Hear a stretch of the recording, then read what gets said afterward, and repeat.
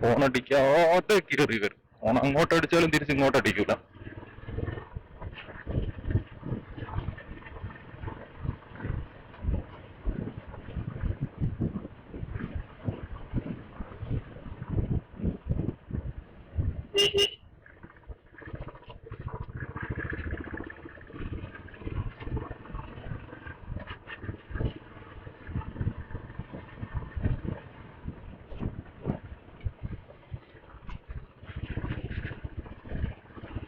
ഇങ്ങനത്തെ ചെറിയ റോഡിന്റെ ഒരു പ്രോബ്ലം എന്താന്ന് പറഞ്ഞാല് എന്തിനാണെന്നറിയില്ല. ഹമ്പാണെങ്കിൽ കുഴപ്പമില്ല.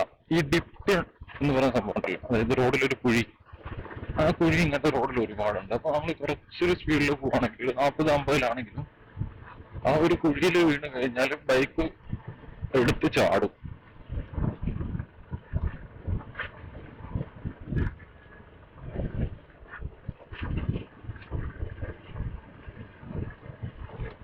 എന്നാണ് ഈ റോഡൊക്കെ കണ്ടോ, ഈ ഒരു ഡിപ്പിലേക്കൊക്കെ വീണ് കഴിഞ്ഞാല് പിന്നെ അവിടുന്ന് ജമ്പ് ചെയ്തിട്ടാണ് പുറത്തേക്ക് വരിക. ശരിക്കും ആ ഡിപ്പൊക്കെ ഒഴിവാക്കണം. ഒന്നെങ്കിൽ ഹമ്പ് കൊടുക്കാം, അല്ലെങ്കിൽ ഒന്നും കൊടുക്കാതിരിക്കാം. എന്തിനാണാവോ ഇതൊക്കെ കൊടുത്തത്? വെള്ളം പോവാനായിരിക്കും ചിലപ്പോൾ.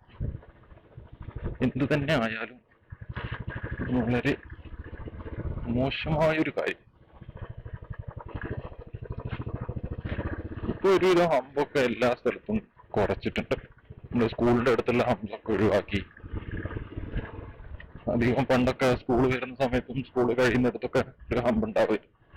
ഇപ്പം പുതിയ നാഷണൽ ഹൈവേ വന്നപ്പം, നാഷണൽ ഹൈവേ അല്ല, സൗത്ത് ഹൈവേ വന്നപ്പം അതൊക്കെ ഒഴിവാക്കിയിട്ടുണ്ട്. അപ്പൊ ഇപ്പോഴത്തെ കുട്ടികൾക്ക് സേഫ്റ്റി വേണ്ടേ എന്ന് ചോദിച്ചാൽ വേണ്ടായിരിക്കും.